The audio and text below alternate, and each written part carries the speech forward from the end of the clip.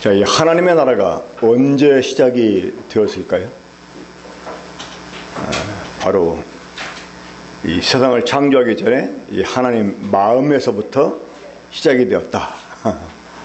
너무나 뻔한 대답이죠.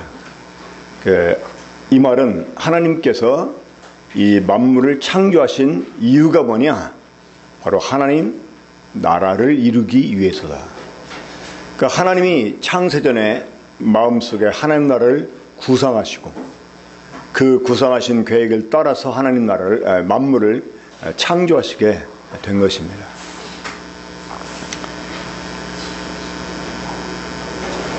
저희 하나님 나라를 위한 이 구상 속에서 하나님은 하늘과 땅에서 이 보이는 것과 보이지 않는 모든 것들을 이렇게 창조하셨어요. 하지만 여기에 한 가지 우려가 있었다라고 말씀을 드렸습니다. 자, 그 우려가 무엇이었습니까? 그것은 자유의지를 가진 인격적인 존재들로 인해서 발생될 죄의 가능성 때문이었습니다. 하지만 하나님께서는 그런 우려 속에서도 이 하늘의 존재인 천사들을 자유의지를 가진 존재들로 창조하셨고, 그리고 이 하나님 나라의 주역이 될 사람들을 또한 자유의지를 가진 인격체로 창조하셨습니다. 하지만 하나님께서는 그 우려만 가지고 창조한 게 아니라 이것들을 창조하기 이전에 그 우려에 대한 대비책을 준비하셨어요. 그렇죠? 그 대비책이 무엇이었습니까? 바로 다름 아닌 예수 그리스도였고, 또 그 안에서 계획된 교회, 이 교회가 하나님의 대비책이었습니다. 자, 원래 하나님은 이 사람을 중심으로 이 하나님 나라를 세우려고 하셨습니다. 하지만 이 사람들의 범죄로 말미암아 이 하나님의 나라를 위한 계획이 무너질 것을 아셨기 때문에 하나님께서는 이 대비책을 미리 준비하셨어요. 그래서 인간이 범죄했을 때 하나님은 그 대비책을 지체 없이 딱 내어놓으십니다. 우리 창세기 6장을 보면 하나님께서 인간들의 그 범죄를 보면서 이 땅 위에 사람들을 지으셨음을 한탄하시는 이런 그 말씀, 우리 있음을 봅니다. 그렇죠? 그 이전 번역은 하나님이 사람을 지으신 것을 후회했다 이렇게 말씀하는데, 이제 지금 개역개정은 한탄했다 이렇게 그 번역을 바꿨습니다. 자, 이게 뭘 의미할까요? 그러니까 그제 그리고 어제 나눈 이 말씀을 근거로 가지고 우리가 이 부분을 다시 좀 다른 각도에서 생각해 본다면, 하나님이 그 범죄하는 인간들, 아무리 성령으로 막 간섭하시고 죄를 짓지 못하게 해도 이미 육으로 잘락한 인간들이 이 죄를 그치지 못하는 거예요. 그때 하나님이 이 사람들을 보시면서 한탄하십니다. 한탄하시면서 아마 이렇게 말씀하셨을 것 같아요. 아, 역시 안 되는가. 결국은 그 수를 쓸 수밖에 없는가. 저 무슨 말인지 이해가 되세요? 그저께하고 어제 말씀을 잘 들으신 분들은 제가 지금 하는 이 말을 잘 이해하실 거라고 생각을 합니다. 정말 안 된단 말인가? 하나님이 천사를 지을 때, 특히 이 타락하기 이전에 그 천사를 예수께서 28장에서는 어떻게 묘사합니까? 너는 완전한 인이었고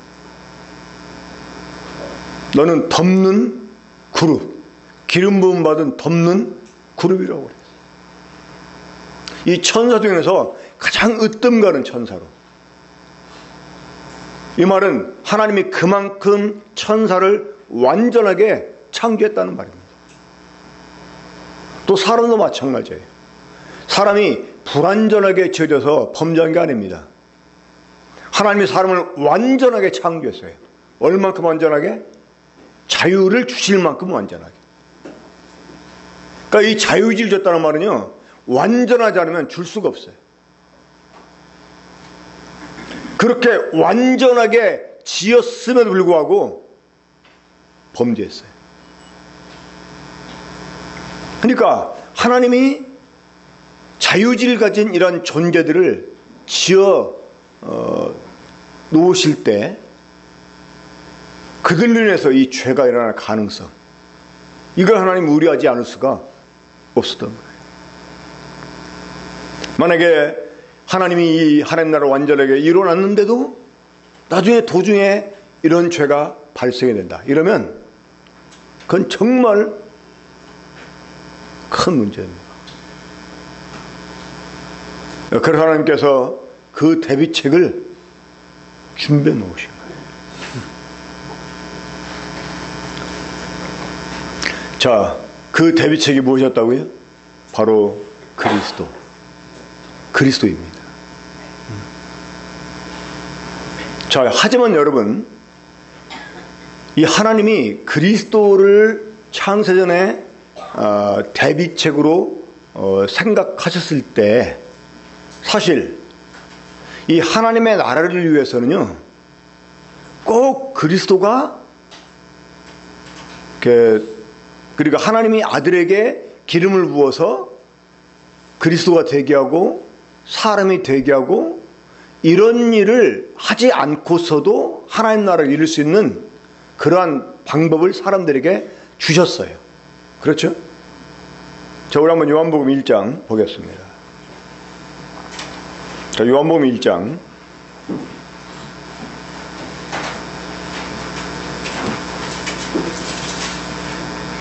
이게 왜 화면이 이 슬라이드 안 넘어가네? 순필형 이제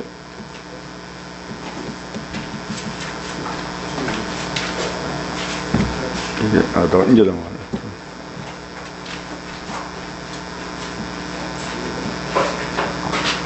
자, 요한복음 1장 보겠습니다.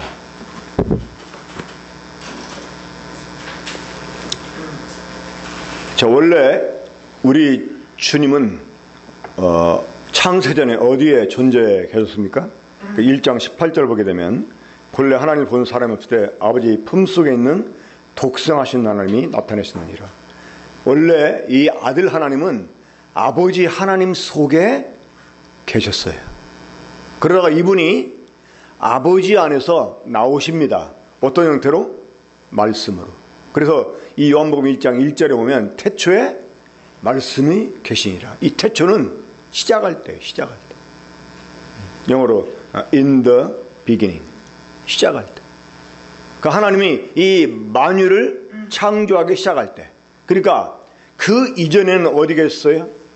우리 주님이 아버지 품속에 독생하시고 계시다가 이분이 말씀으로 나오셨어요. 그리고 말씀으로 존재하셨어요.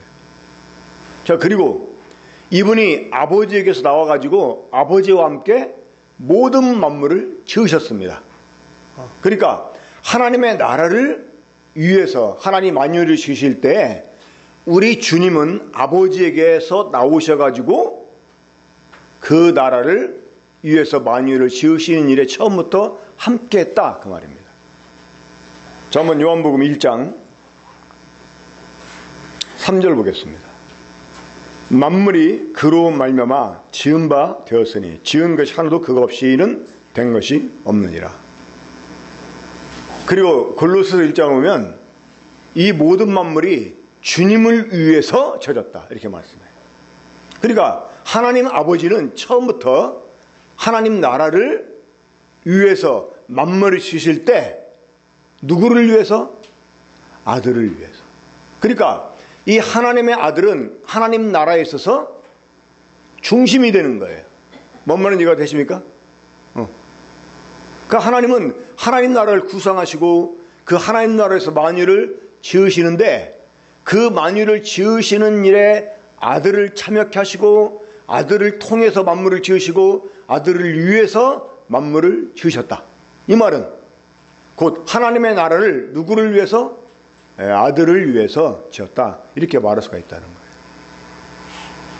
그리고 4절 봅니다. 4절. 그 안에는 그가 누구입니까? 말씀. 이 말씀이신 하나님의 아들 안에 뭐가 있었어요? 생명이 있었으니.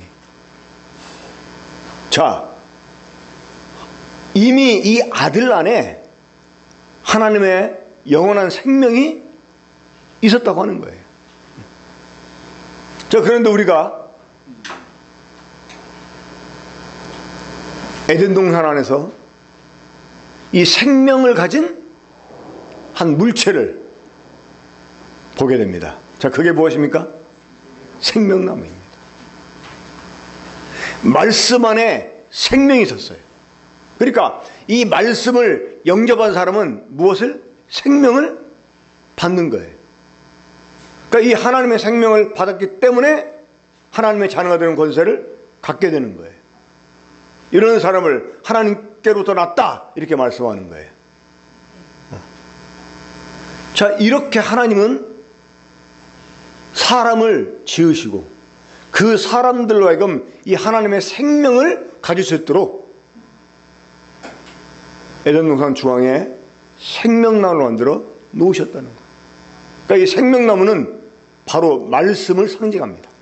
이 생명나무는 생명을 담고 있는 말씀, 우리 주님을 상징하는 거예요. 그러니까 인간이 처음부터 이 생명나무를 선택하고 이 하나님의 생명을 받았다면 이 하나님 아들이 구태여 그리스도가 될 필요가 있었어요? 없었어요? 없었어요. 이분이 육신이 될 필요가 있었어요? 없었어요? 없었어요. 그냥 거기에서 하나님의 생명을 받고 영이신 하나님처럼 영이 돼서 거기에서 정말 생육하고 번성해 가서 이 죄가 들어올 틈을 미리 차단해 버린다면 그냥 순조롭게 하나님 나라를 위한 계획이 성취가 됐을 거라는 것입니다. 이해가 되시죠? 근데 거기에 죄가 들어옵니다. 그리고 그 죄에 넘어진 사람은요, 죄의 노예가 돼가지고 이 죄를 계속 짓는 거예요. 우리가 계속 죄를 짓는 것은 하나의 그것은 증상이죠. 증상은 뭘 보여줍니까? 내가 병이 있다는 것을 보여주죠. 그러면 그 병을 일으키는 진짜 원인이 있잖아요. 그게 바로 선악을 하는 죄입니다. 이 선악을 아는 죄가 들어와서 사람을 죄인으로 만들고 이제는 계속 끊임없이 내가 원하는 바 선을 행하지 않고 원치 않는 악을 행한다. 하나님이 성령으로 막 그냥 뜯어 말려도 창세기 6장 3절에서 하나님이 이렇게 말씀하시죠. 내 영이 사람과 함께 영원히 함께하지 않겠다. 거기서 우리말 성경은 함께하지 않겠다 이렇게 번역했는데 영어 성경 킹제임스에 보면요, 다툰다는 표현, 싸운다는 표현이 돼 있어요. 내 영이 사람과 영원히 싸우지 않겠다는 거예요. 그동안 성령님이 싸웠다는 거죠. 그렇죠? 왜? 죄를 못 지게 하려고. 우리 부모님들이 자식들하고 싸우죠, 많이. 특히 엄마들 자식들하고, 특히 아들하고 많이 싸우죠. 왜 싸워요? 못된 일 하지 말라고. 좀 착하게 살라고. 근데 해도 안 들을 때 어떻게 말합니까? 내가 졌다. 내가 더 이상 너한테 잔소리 안 할게. 그런 말씀과 똑같은 거예요. 내 영이 사람과 함께 영원히 하지 않겠다.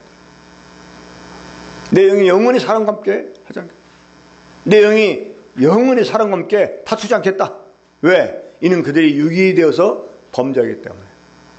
그 하나님이 한탄하시는 거예요. 야, 진짜 안 되는 거야. 내가 그렇게 완벽하게 창조했는데도 안 되는가? 그러니까 하나님이 피조물들을 불완전하게 창조해서 범죄한 게 아니고 완전하게 창조했는데 이 죄라고 하는 것은 관계 속에서 생겨나는 거예요. 관계 속에서. 그러니까 우리가 선줄로 생각하면 넘어질까 조심해야 돼요. 우리들이 항상 관계 속에서 이 죄가 나를 통해 들어오지 못하게 우리 항상 사실은 껴있어야 됩니다. 자, 그래서 이제 하나님이 창세전에 이 준비하신 대비책대로 할 수밖에 없었다는 거예요. 그 마지막 수를 하나님이 이제 쓰시는 것입니다. 그게 무엇이었어요? 그리스도.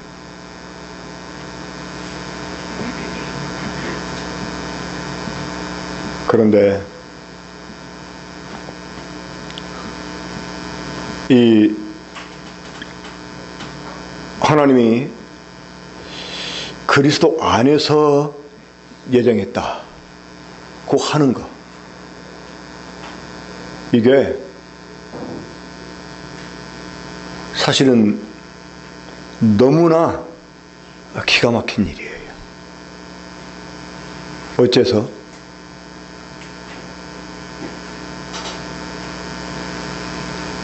하나님이 하나님의 창조의 근본으로 삼으신 이 하나님의 독생자, 이 독생자를 죄에 대한 해결책으로 죽음에 넣어야 된다는 것입니다.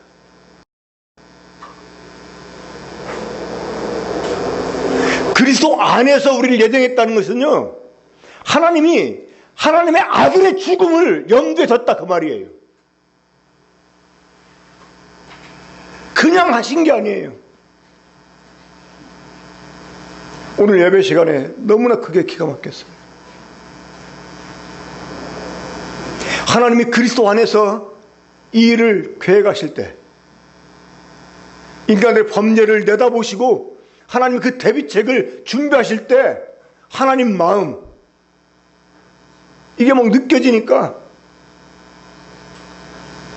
이 엄청난 일을 우리는 너무나 쉽게 얘기하고 있다고. 너무나 쉽게 얘기해. 그리스도 안에서라는 말은 하나님이 하나님의 아들을 죽음에 넘겨줘야 된다는 거, 이거를 전제하고 있다는 거예요. 얼마나 기가 막힌 일입니까? 하나님이 그걸 감수하시고 이 계획을 세우신 거예요. 그 거룩하신 하나님 아들을 죄 있는 육신의 모양으로 보내가지고 정말 인간으로서 감당할 수 없는 그 죄 형벌을, 그 두려운 심판을, 그 저주를 받게 하실 것을 염두에 두시고 계획을 가졌다 그 말이에요.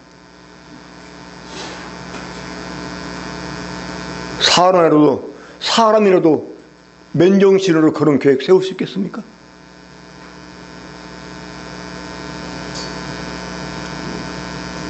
정말이지 이거는 상상할 수 없는 일이에요.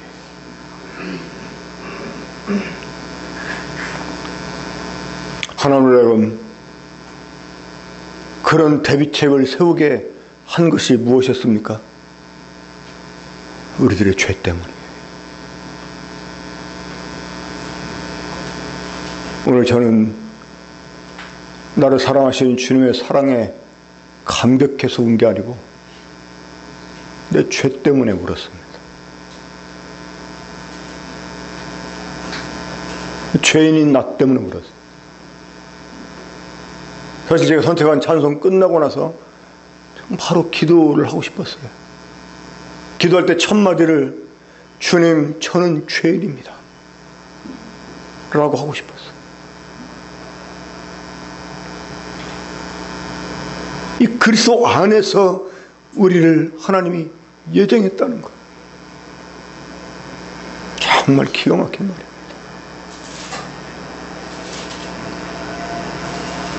이 하나님의 창조의 근본이신 이 아들을 죄인 육신의 모양으로 보내셔서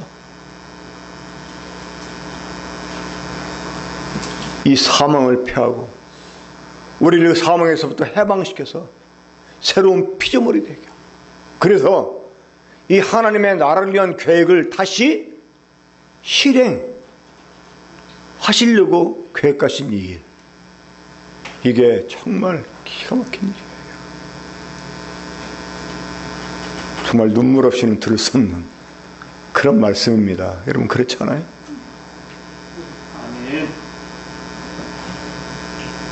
하나님이 처음 창조를 뒤집어 버린 거예요. 처음부터도 하나님의 아들을 통해서 이 만물을 지으셨잖아요. 근데 이제 그 아들을 죄 있는 육신의 모양으로 보내가지고 우리의 모든 죄를 그에게 짊어지게 하고, 이런 표현 한번 하고 넘어가야 제 속이 좀 시원할 것 같아요. 그 빌어먹을 죄 때문에, 그 빌어먹을 죄인인 우리 때문에 주님이 육신이 돼서 이 땅에 와야만 됐다는 거예요. 그분이 하나님께로부터, 아버지께로부터 기름 부음 받아서 왕권을 가지고 어쩔 수 없이 와야만 됐다는 거예요. 그래서 우리를 위해서 대신 죽어줌으로 이 모든 죄를 없애시고 사망을 패해버리시고, 그리고 그 안에서 주님이 부활을 통해서 우리를 새로운 피조물들이 되게 해주시고, 그런 우리를 주님의 몸이 되게 해주시고, 그래서 자기와 함께 하나님의 모든 충만을 감당할 수 있게 주시고, 하나님이 그런 우리 가운데 모든 충만을 가지고 들어오셔서 우리 가운데 거하시면서 우리를 통해서 만물을 충만케 하게 하시려고. 여러분, 이것이 창세 전에 하나님께서 하나님 나라를 위해서 가지신 대비책이었다고 하는 것이죠. 그러니까 이제 인간의 실패를 일어나가지고 하나님이 이 하나님의 나라를 다시 시작을 하시는데, 어떻게? 아들에게 기름을 부어 아들에게 왕권을 주사 아들을 보내심으로 인해서 이 하나님 나라가 사실 본격적으로 시작이 되는 것입니다. 원래는 하나님의 마음속에서부터 이 나라가 시작이 됐죠. 이 사람을 하나님의 형상대로 지으시고 그들에게 모든 걸 다스리라는 명령을 주심으로 이 하나님 나라가 또 시작이 되어졌습니다마는 사람은 실패했습니다. 그러나 하나님께서 대비책으로 세우신 아들을 보내심으로 말미암아서 이제 그 하나님 나라가 이 땅에서 본격적으로 시작이 된 것입니다. 자, 그러면 그 누가복음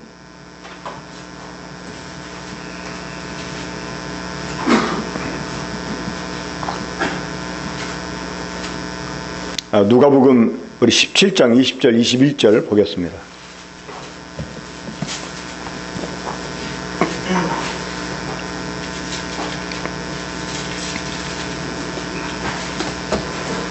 자, 우리 어제 읽었던 말씀인데 다시 한번 봅니다.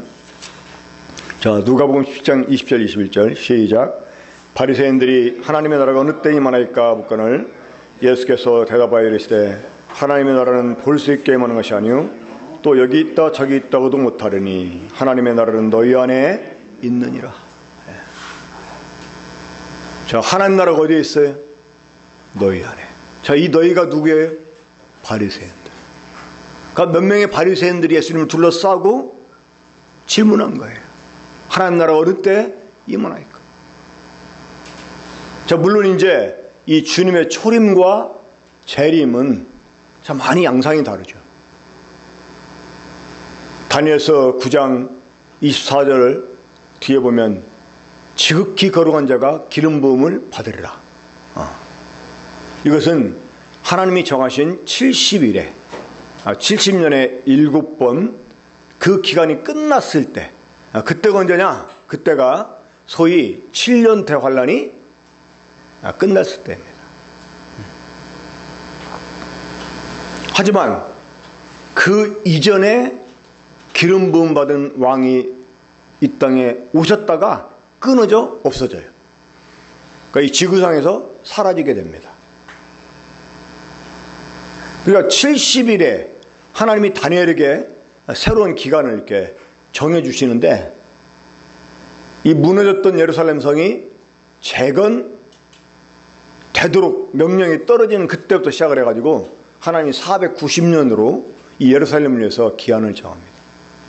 이 70년이 차고 나면, 70일이 차고 나면 모든 예언이 성취가 되고 모든 의가 이루어지고, 그러면서 지극히 거룩한 자가 기름 부음을 받는데, 그때 그리스도는 재림하시는 주님으로 오십니다. 근데 그 이전에 69일에가 지난 후에 기름 부음 받은 왕이 끊어져 없어진다, 이런 말씀이 나와요. 바로 69일에가 언제 끝났느냐? AD 33년경. 그러니까 우리 주님이 십자가에 박혀 죽으시고 부활하시고 승천하신 그때쯤입니다. 그리고 하나님이 이 69일에가 지나간 다음에 이 시간을 딱 스톱을 시켜요. 그러니까 아직도 이 마지막 남은 한 일에는 시작이 안 되고 있어요. 이 마지막 남은 한 일에 이 7년을 소위 7년 대 환란, 이렇게 사람들이 표현합니다. 물론 그 7년 동안 환란만 있는 건 아닙니다. 이 전 3년 반 동안은 거짓 그리스도가, 적 그리스도가 평화를 줍니다, 이스라엘에게. 하지만 이제 그 전 3년 반이 끝나고 후 3년 반이 되면 이 적 그리스도가 성전에 자기 우상을 세워놓고 절한 자들에게 표를 주고, 뭐 이런 이제 요한계시록에 있는 말씀들이 그때 이제 시작이 되면서 대대적인 핍박이 일어납니다. 정말 전무후무한 핍박이 일어나게 됩니다. 그 70일에가 차면 우리 주님이 이 지상에 재림을 하세요. 어디에? 예루살렘 동쪽에 있는 소위 감람산으로 알려진 그 산 위에 주님이 재림하시게 됩니다. 그러니까 승천하신 산에 재림하시죠. 하지만 이 하나님이 정하신 70일에로 보면은요, 주님이 승천하신 날이나 재림하신 날이나 사실은 같은 날입니다. 69일에 끝나고 다 이루어진 날이기 때문에. 이해가 되십니까? 안 되면 그냥 넘어가고. 지금은 우리가 정지된 시간 속에 살아. 정지된 시간. 그러니까 69일에가 끝나고 정지가 된 이 시간 동안 우리가 살고 있어요. 그러니까 이런 시대를 과로시대라고 표현합니다.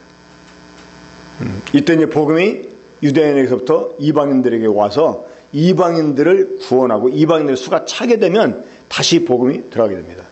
이 주님의 다시 오심에 대해서 이제 말씀할 때 언급이 되겠습니다만, 자, 이 하나님의 나라가 본격적으로 시작이 되는데 어떻게? 예수 그리스도의 강림으로 시작이 돼요. 자, 하나님이 아들에게 기름을 부어서 아들을 육신이 되게 하십니다. 하지만 이 사람의 몸을 빌어 태어난 우리 주님은 30년 동안은 사람의 아들로서, 그냥 평범한 사람의 아들로서 그냥 생활하십니다. 우리들의 연약함을 채우라고 해서 그러신 거죠. 근데 이 하나님이 그리스도를 이제 이스라엘 가운데 드러내세요. 언제? 요한을 통한 침례를 통해서. 그러니까 요한도 막연하게 주님을 알았지만 정확하게 정말 이분이 그리스도이다, 이걸 어떻게 알았어요? 하나님이 성령을 그에게 부으시는 것을 보면서 정말 이분이다 라고 요한이 예언을 한 거예요. 예. 그러니까 이 요한의 침례를 통해서 하나님이 공식적으로 이스라엘 가운데 이 하나님의 아들을 그리스도로 선포하신 거예요. 물론 이미 아버지께로부터 보냄받을 때 기름 부음 받고 오셨지만 이 사람 아들로 태어나서는 평범한 사람의 삶을 사시다가 요한의 침례를 통해서 공식적으로 이스라엘 가운데 그리스도를 나타내 주신 것입니다. 그때부터 우리 주님은 하나님의 나라를 전파하기 시작했어요. 우리 주님의 모든 메시지가 하나님 나라에 관한 메시지였어요. 그렇죠? 심지어 부활하고 40일 동안 계시면서 제자들에게 하나님의 나라의 일을 말씀하셨어요. 여러분, 하나님의 나라가 우리의 주된 메시지가 되어야 돼요. 우리의 모든 관심사가 하나님 나라에 돼요. 그래서 사도들도 입만 열었다면 하나님 나라를 전파했어요. 이 사도 바울이 가장 오래 머무른 지역이 에베소입니다. 우리 약 3년 동안 머물렀습니다. 그가 3년 동안 머물면서 가르쳤던 것을 한마디로 딱 장로들에게 이렇게 말합니다. 내가 너희 가운데 왕래하며 하나님 나라를 전파했어요. 그러니까 우리의 모든 메시지가, 우리의 모든 관심사가 하나님의 나라에 돼요. 왜? 그것이 하나님이 창세전에 계획하신 일이니까. 이 만물을 지으신 이유니까. 우리의 삶도 하나님 나라를 위한 삶이 되어야 돼요. 너희는 먼저 그의 나라와 그의 의를 구하라. 우리의 모든 관심사가 하나님 나라예요. 그리고 우리의 보물은 마땅히 하나님 나라에 돼요. 내 보물 있는 곳에는 내 마음이 있다라고 말씀했습니다. 하나님 나라가 정말 나에게 보물이다 그러면 이 하나님 나라가 늘 내 마음속에 있어야 돼요. 그래서 하나님 나라를 위한 삶을 우리가 살아야 돼요. 그러니까 이 바리새인들이 우리 주님을 통해서 하나님 나라에 대한 메시지를 계속 들으니까 그러면 도대체 그 나라가 언제 오느냐 하고 질문한 거예요. 하나님 나라가 어느 때에 임하나이까? 예수님 뭐라고 말씀했어요? 하나님 나라는 볼 수 있게 임하는 것이 아니요 또 여기 있다 저기 있다도 못하려니 하나님 나라는 너희 안에 있느니라. 너희 안에 있는 내가 하나님 나라다. 이걸 말씀합니다. 여기서 너희 안은 우리 마음을 가리키는 게 아닙니다. 성경물은 지금 우리 마음을 가리키는 게 아니에요. 많은 사람들이 이 구절을 참 많이 오해합니다. 너희 안에 있느니라 이러니까 우리 마음속에 있다고 생각해. 아닙니다. 여기서 너희는 누구라고? 바리새인이에요. 바리새인. 우리가 아니고 바리새인. 바리새인 마음속에 하나님 나라가 있었어요? 우리는 그렇게 믿을 수 없습니다. 그렇다면 그래서 너희 안은 어디야? 바리새인 사이. 이 바리새인 사이에 누가 있었어요? 주님이 계셨어요. 그러니까 주님이 하나님 나라로 오셨다 그 말이에요. 그러면 여러분, 우리 주님이 하나님 나라로 이 땅에 왔다 이 말은 뭘 의미합니까? 드디어 창세기 3장 15절 예언이 성취가 됐다 이 말입니다. 이 마귀의 머리를 깨트리기 위해서 여자의 후손이 올 것을 예언했는데 그분이 이제 왔다는 거예요. 자, 이 메시아의 출현은 두 가지를 목적으로 두 가지 목적을 가지고 있습니다. 첫째는 마귀의 머리를 깨트리기 위해서. 두 번째는 사람들의 죄를 대속하시기 위해서.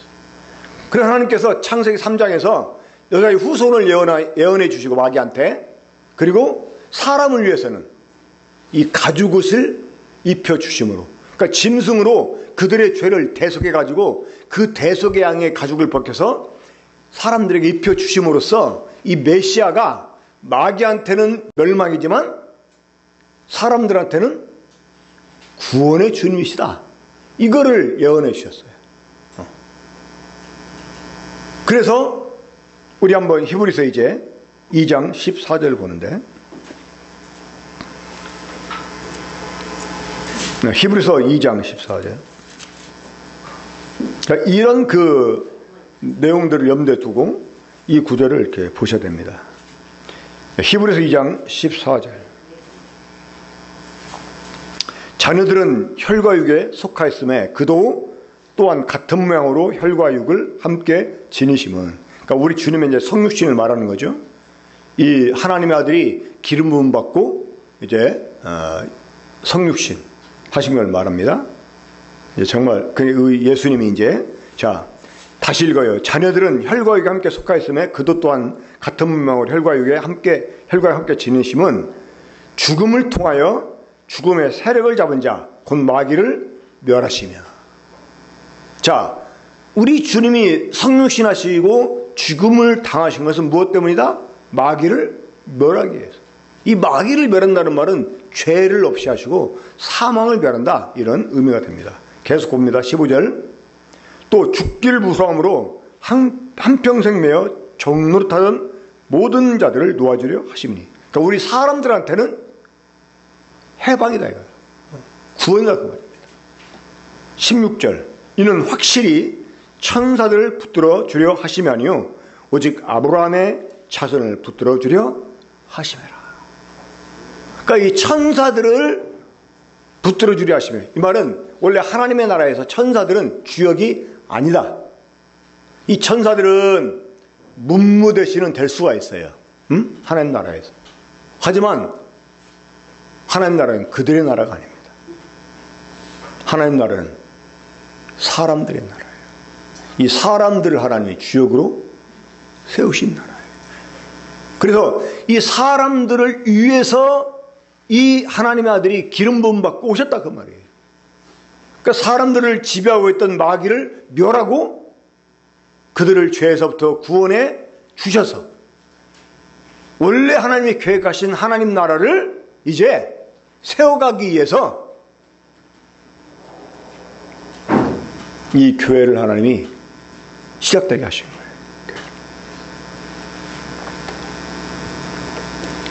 자, 그럼 여러분, 이런 나라가 이제 언제 올까요? 정확하게는 고린도서 15장 25절에 있는 말씀처럼 모든 원수가 주님 발 앞에 굴복될 때. 그러면서 그 다음 절 보면 이런 말씀이 있어요. 맨 나중에 멸망받을 원수는 사망이니라. 자, 이 사망, 하나님의 원수 중에 원수인 사망이 언제 멸망을 당하죠?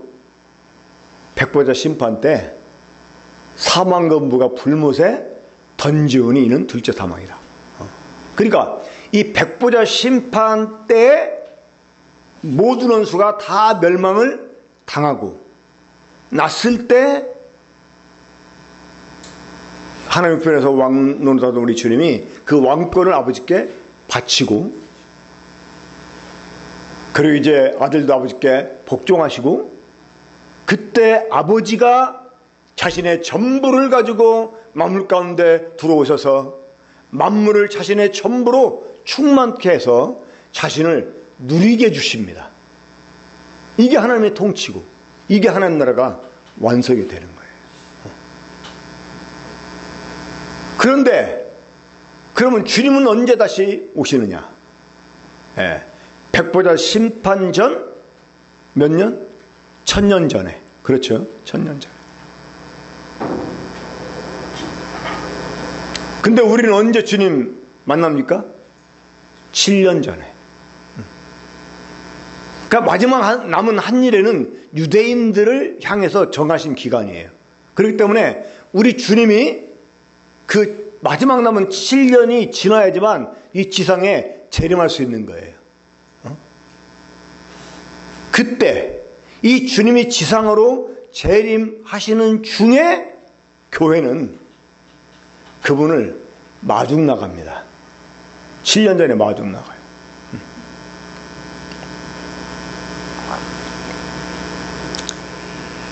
요즘이야 뭐 비행기 타고 배 타고 오고 이러니까 공항이나 항구로 가면 되고 아니면 기차 타고 오면 역으로 가면 되고 그러는데 우리 주님이 이제 공중에서 딱 이렇게 재림하실 때, 자, 이 요한계시록 12장에 보면 이 사탄이 하늘에 쫓겨나가지고 이제 그 막 공중에서 천사 미가엘과 싸웁니다.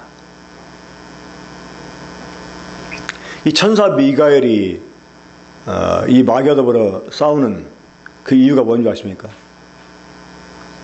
주님이 공중에 머무시는 공간을 만들게 해서 그런 거예요. 이 교회와 더불어. 그래서 이 하늘에 쫓겨난 이 마귀와 존재가 이제 공중에 재림하신 주님의 또 공중 권세라 붙던 마귀가 지상에 내려와요. 이래가지고 본격적으로 이스라엘을 막 박해를 합니다. 이 다니엘서도 보면 그런 말씀 나옵니다. 내가 너에게, 그러니까 우리 주님을 이렇게 예표하는 존재가 있는데, 내가 너에게 오르겠는데 페르시아군이 막았다, 이런 표현이 나와요. 페르시아군이. 그냥 이제 페르시아를 지배하던 이제 어떤 그 마귀들의 그 존재를 가리키는 것 같아요. 근데 너희의 군 미가엘이 나를 도와서 내가 이제 너에게 이르렀다, 이렇게 말씀하는 내용이 나옵니다. 혹시 보신 적 있어요? 그런 말씀? 그러니까 너희의 군 미카엘이죠. 이 미카엘은 그러니까 이스라엘을 담당하는 그러한 천사장입니다. 그러니까 천사장이라고 해서 하나만 있는 게 아니고 아마 각 지역마다 이렇게 천사장들이 많이 있을 거예요. 그러니까 우리 주님이 이제 오시는데, 자, 완벽하게 하나님의 나라가 이루어지는 것은 언제냐?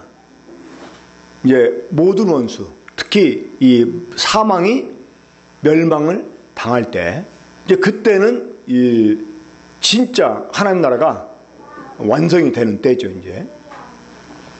근데 그 이전에, 그럼 우리 주님이 언제 오시느냐? 자, 지상에 오기 전에 이 교회가 주님을 영접하러 공중에 끌어올려지는 때가 언제냐? 자, 우리 한번 앞에 있는 성경 보죠.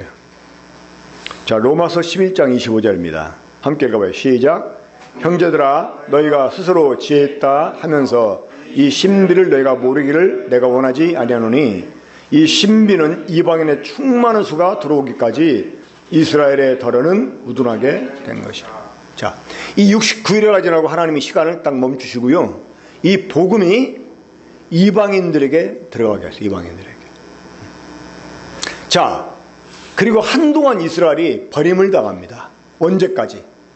이방인의 수가 찰 때까지. 그러니까 하나님께서 이방인 가운데 구원하기 원하는 수가 있는 것 같아요. 그 수가 찰 때까지 이스라엘이 더러는 완악하게 된다는 거예요. 그러면 이제 이방인 수가 다 차고 나면 어떻게 됩니까? 이 복음이 다시 유대인들에게로 돌아가요. 그때 교회는 휴가하게 됩니다. 그러니까 우리가 이 주님을 공중에서 조금이라도 더 빨리 만나고 싶다 이러면 뭘 해야 되겠습니까? 뭘 해야 돼요? 전도를 해야 돼요. 전도.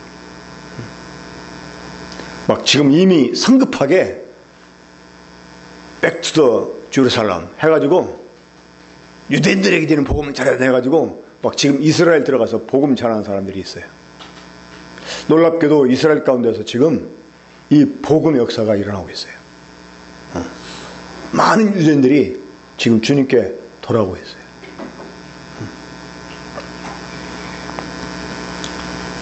근데 이 본격적으로 이 교회가 이방인들을 향한 문이 닫히면서 주님께 휴거하게 되는데, 그때 본격적으로 이스라엘에게 복음이 더 이제 들어가게 되겠죠. 그때 주님이 하늘을 떠나서 지상에 내려오시는데, 그 도중에 교회가 주님을 마주 나가요. 자, 이 휴거는 다른 게 아닙니다. 주님을 공중에서 우리가 마주하는 거예요. 그러니까 주님과 함께 있다가 이제 지상에 주님이 오시게 됩니다. 그래서 이 복음이 편만하게 전파되어야 되는데, 마태복음 24장 14절 함께 읽어보죠. 시작. 이 천국 복음이 모든 민족에게 증언되기 위하여 온 세상에 전파되리니 그제야 끝이 오리라. 근데 중요한 것은 이미 거의 모든 민족들에게 복음이 지금 전파됐다는 것입니다. 거의 모든 민족이. 사실 우리나라도 이 복음이 본격적으로 들어온 때가 사실은 얼마 안 됐어요. 그럼 우리나라가 어떤 나라입니까? 동쪽 끝에 있는 나라예요. 그래서 극동이라고, 극동이 뭡니까? 영어로 far east인데, far는 멀다는 뜻이에요. 멀다. 그 아주 멀리 있는. 옛날에 유럽 사람들은 서쪽 끝이 스페인이라고 생각을 했어요. 서쪽 끝이. 동쪽 끝은 인도라고 생각해요. 인도. 근데 이제 인도를 지나서 중국을 지나서 우리 한반도가 있잖아요. 물론 우리보다 더 동쪽 끝인 나라가 있어요. 뉴질랜드입니다. 우리보다 3시간이나 빨라요, 거기가.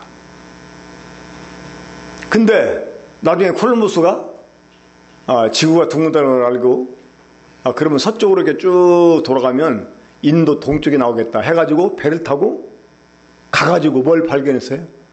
아메리카 대륙을 발견했는데 그때 그 사람들은 그게 아메리카 대륙인지 모르고 인도인 줄 알았어요. 인도. 그래가지고 자기가 딱 정박한 데가, 도착한 데가 인도 동쪽이다 해가지고 거기에다가 회사를 세워. 동인도 제도가 동인도 회사를 세웁니다.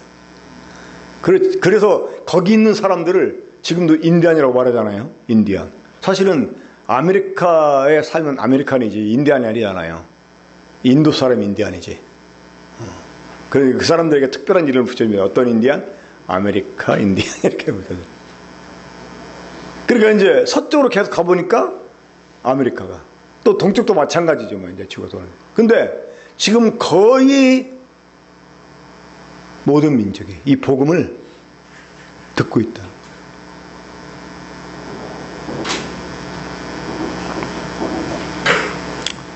자, 이 종말에 관한 성경 예언의 성취. 우리가 이 뉴스를 접할 때요, 특별히 이 국제 뉴스를 좀 눈여겨볼 필요가 있습니다. 그것도 이스라엘 중심으로 해가지고 그 중동 지역에 일어나는 일, 그리고 유럽에 일어나는 이거 좀 유심히 볼 필요가 있습니다. 우리가 이 국제 뉴스를 접할 때, 이 성경의 예언이 얼마나 지금 많이 적용되고 있는가, 성취되고 있는가, 이거 확인해야 돼요. 여러분, 미국의 대통령 트럼프 좋아하십니까? 정치적인 얘기니까 좋다, 나쁘다 대답하지 마세요. 근데 아무튼, 이 사람, 이 넉비공 같은 사람 때문에요, 이 주님의 그 재림 시기가 상당히 앞당겨진 것 같다, 이렇게 생각을 합니다. 이 사람이 그냥 아무나 하지 못하는 짓을 막 해버려. 남 눈치 안 보고. 이스라엘 가가지고 뭘 선포했어요? 예루살렘을 이스라엘의 수도로 선포했어요.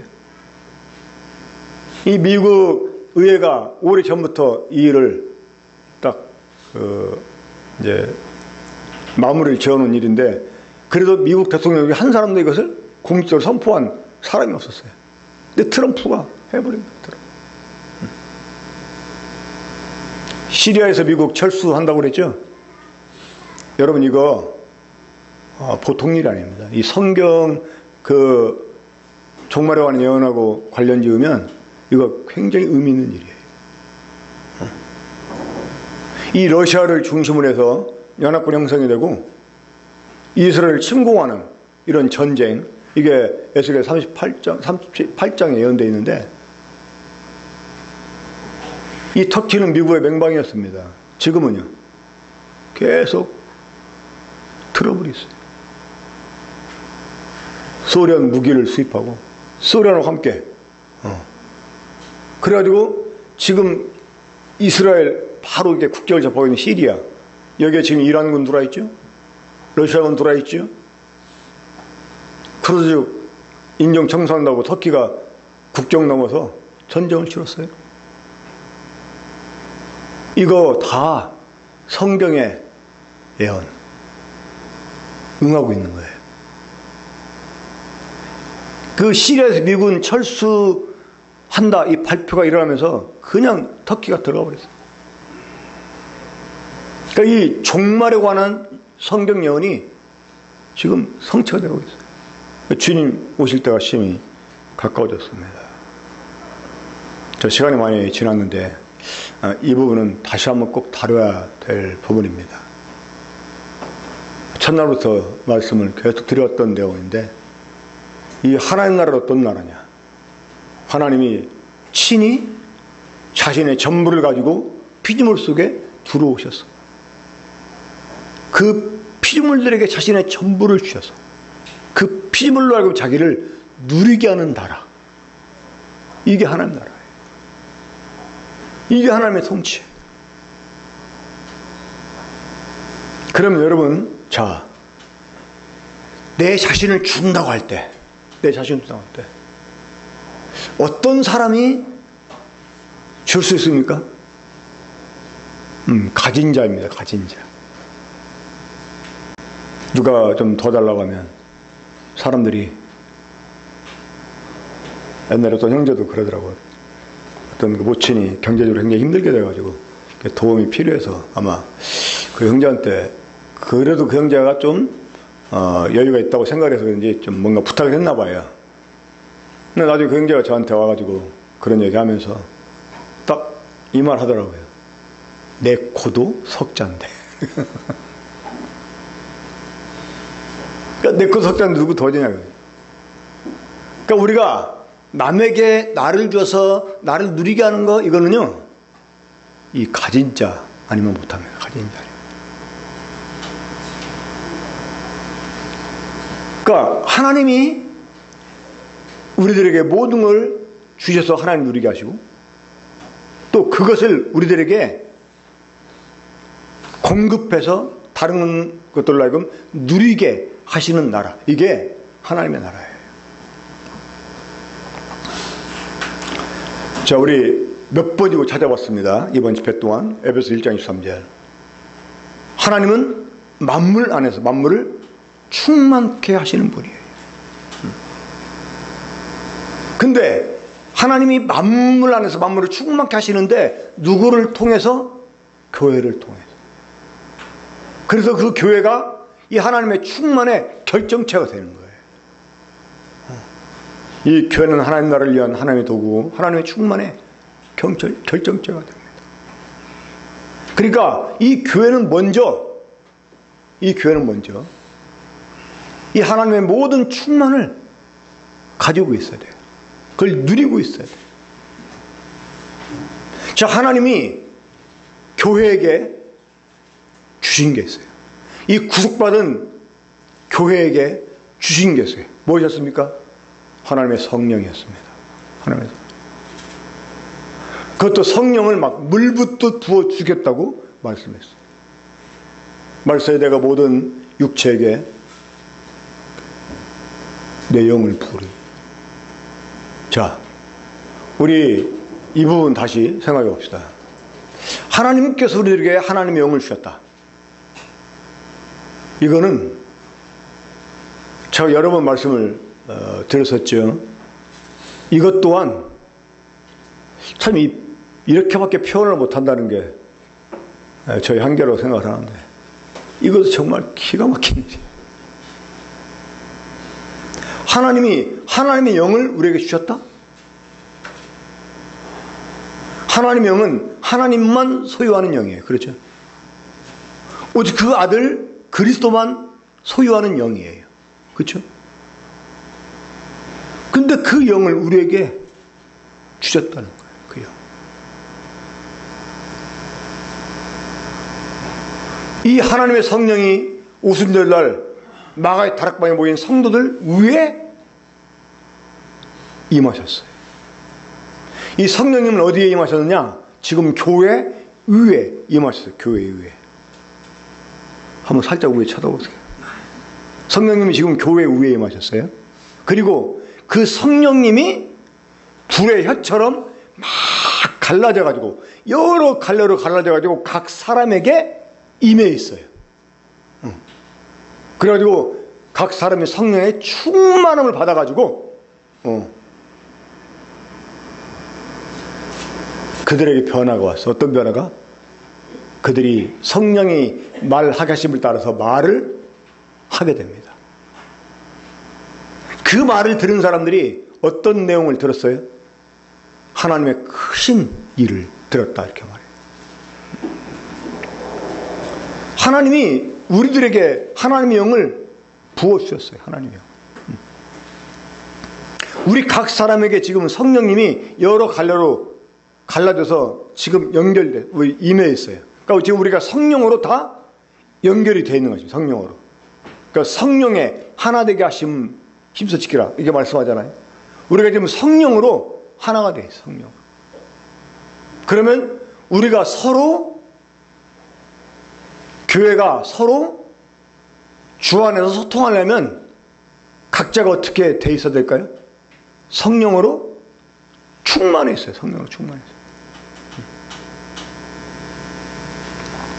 이 성령으로 충만해 있어요. 이 성령 충만 받는 일은 여러분 어려운 일이 아닙니다.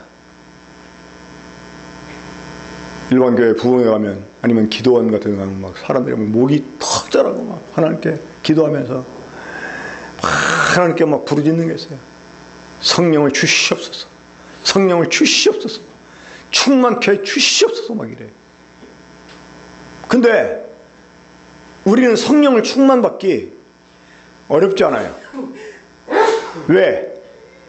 자, 우리 모두가 성령으로 충만하게 되는 일이 어렵지 않은 이유가 무엇 때문입니까?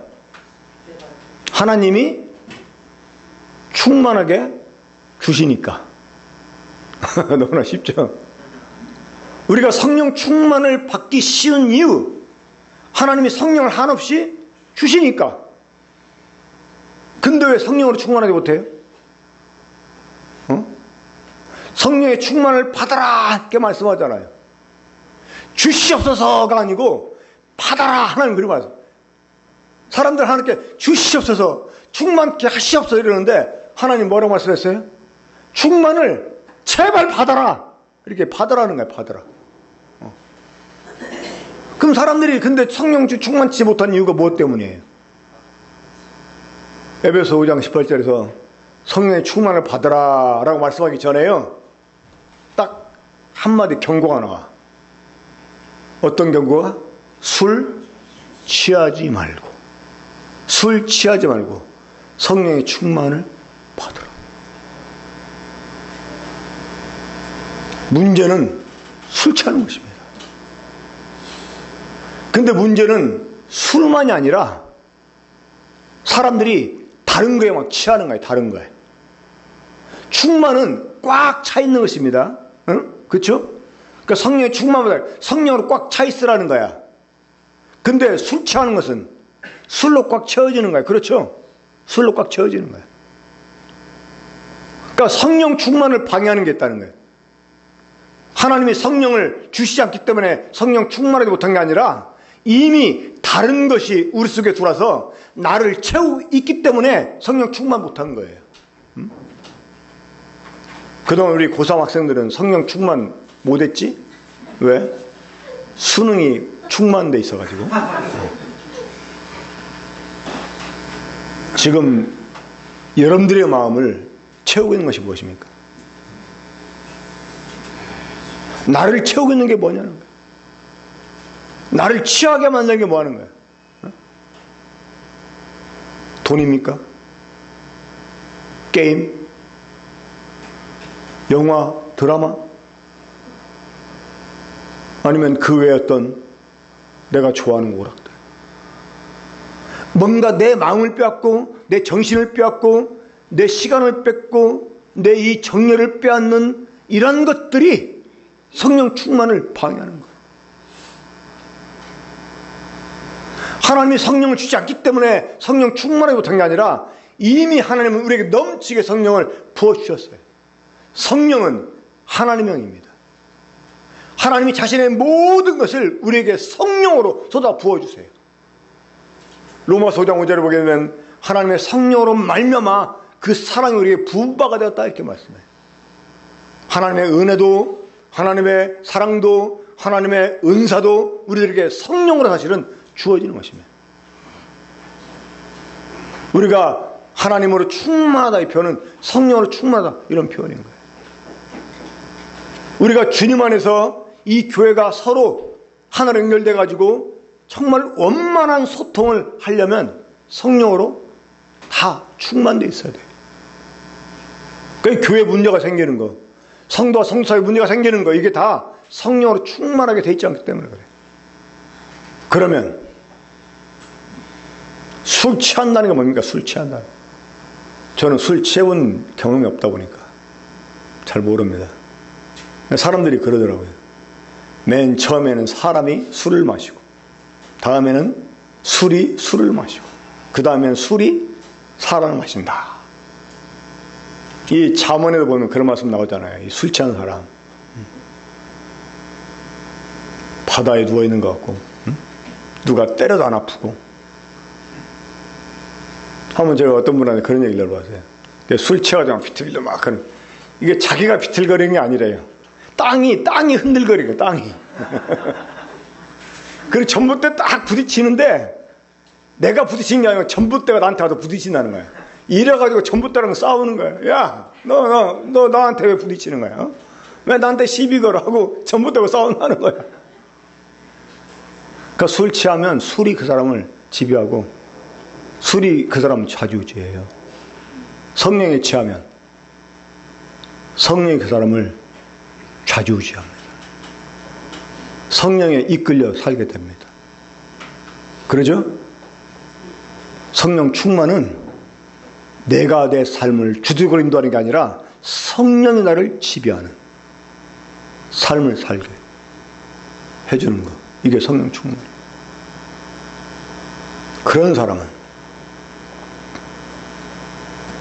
계속해서 우리 주님처럼 우리 연약함을 담당하고 우리에게 어떻게든지 하나님의 계획이 성취되게 하려고 자신을 주신 것 같이 계속 성도들을 위해서 또 다른 영혼들을 위해서 자신을 주는 이런 삶을 살게 돼요. 이게 하나님 나라에 들어온 사람들의 삶이고, 이게 하나님 나라를 소망하는 사람들의 삶이고, 하나님 나라를 지금 살아내는 이런 사람들의 삶의 모습인 것입니다.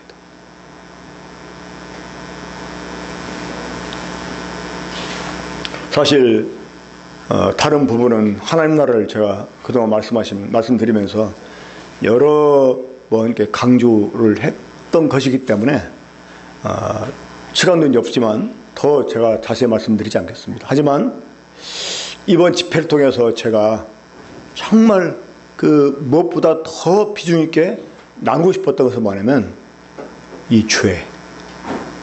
하나님의 한 나라를 구성하시면서 우리였던 죄. 이 죄에 대한 언급을 해가 우리도 정말 이 죄에 대한 경각심을 좀 더 가지게 되길 원했고, 또 하나가 이 나눔. 그러니까 하나님 나라는 하나님이 자신의 전부를 만물에게 주셔서 누리게 하시는 것. 이 자기를 누리게 하는 것. 이것은 다른 말로 나눔이라고 말했어요. 나눔.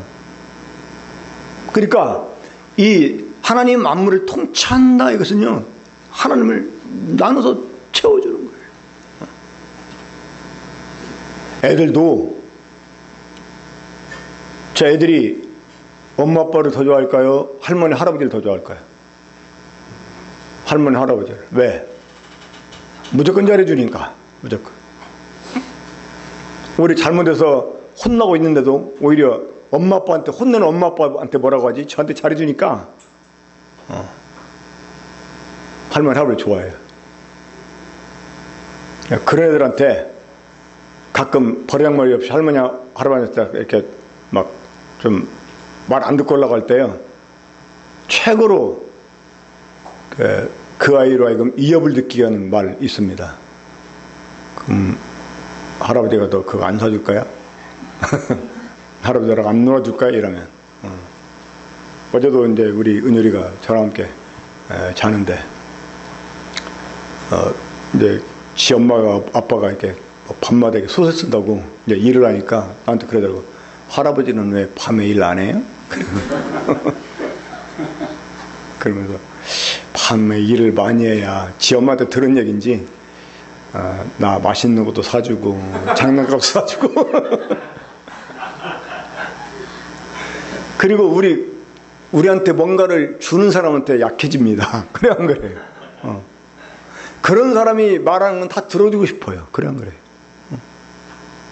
또 이렇게 그러니까 이 통치한다는 것이요,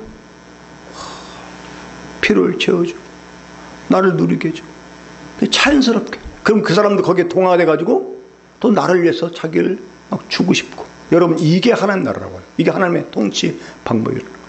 그래서 우리가 이런 하나님 나라를 위해서 이 땅을 사는 동안 해야 될 일이 있어요. 이게 이제 이번 성도집회 마지막 주제인데, 그게 뭐냐면 여러 가지가 있죠. 뭐 교회를 완성을 해야 되고, 그러면 전도를 해야 되고, 하나됨을 지켜야 되고, 이런 것들은 많이 얘기했으니까. 근데 정말 우리가 이 하나님 나라를 소망하면서 이 땅을 사는 동안 준비해야 될 것, 그게 뭐냐? 주님을 닮아가는 거예요. 주님. 그러니까 성품에서만 아니라 우리 주님의 통치 방법을 우리가 익혀서 우리가 주님을 닮아가는 것. 그게 뭘까요? 주님이 이 땅 계시는 동안 제자들에게 수없이 강조했던 겁니다. 뭐냐? 섬기는 거예요. 큰 자가 작은 자를 섬기는 거예요.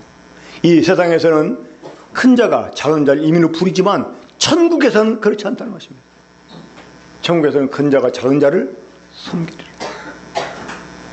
자, 우리 마지막으로 히브리서 13장 말씀 보고 마치겠습니다. 자, 히브리서 13장.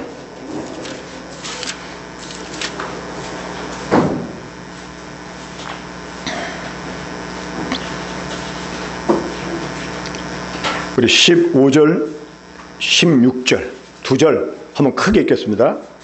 히브리서 13장 15절 16절 시작. 그러므로 우리는 예수로 말미암아 항상 찬송의 자세를 하나님께 드리자. 이는 그 이름을 증언하는 입술의 열매니라. 오직 선을 행함과 서로 나눠주기를 잊지 말라. 하나님은 이 같은 제사를 기뻐하시느니라. 자, 성도들이 이 땅을 살면서 하나님께 드려야 되는 두 가지 제사. 무슨 제사, 무슨 제사? 찬양의 제사, 나눔의 제사.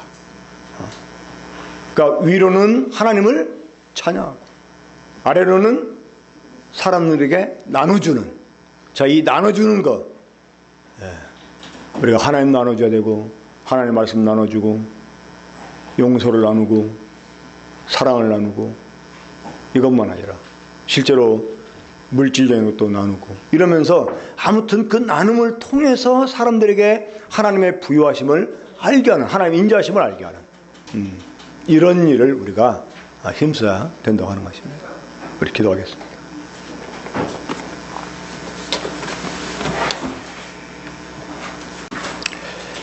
하나님 아버지, 참 감사합니다.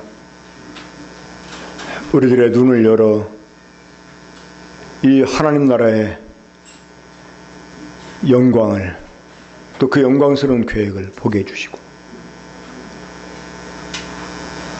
특별히 실패한 우리를 위해서 하나님이 가졌던 참 그 기가 막힌 대비책을 다시 묵상할 수 있게 해주시고, 우리를 향해 베풀어 주었던 하나님의 은혜와 자비가 얼마나 정말 놀랍고 풍성한 것인지를 알게 해주셔서 감사를 드립니다. 이런 나라를 이제 우리가 받은 사람답게, 또 이런 나라를 우리가 온전히 이제 참 보며 참여하는 이런 사람답게 이 땅을 사는 동안 우리가 주님처럼 나누는 삶을 사는 우리가 되게 해주시기 원합니다. 정말 이런 은혜를 베푸신 주님을 찬양할 뿐만 아니라 이러한 주님을 나타내는 이런 삶을, 정말 주님을 나누는 삶을 통해 드러낼 수 있는 저희가 되게 해주시고, 이러한 일들이 이 성령의 충만함 가운데 늘 있을 수 있도록 우리 군복 번영교회를 주님이 붙들어 주시길 원합니다.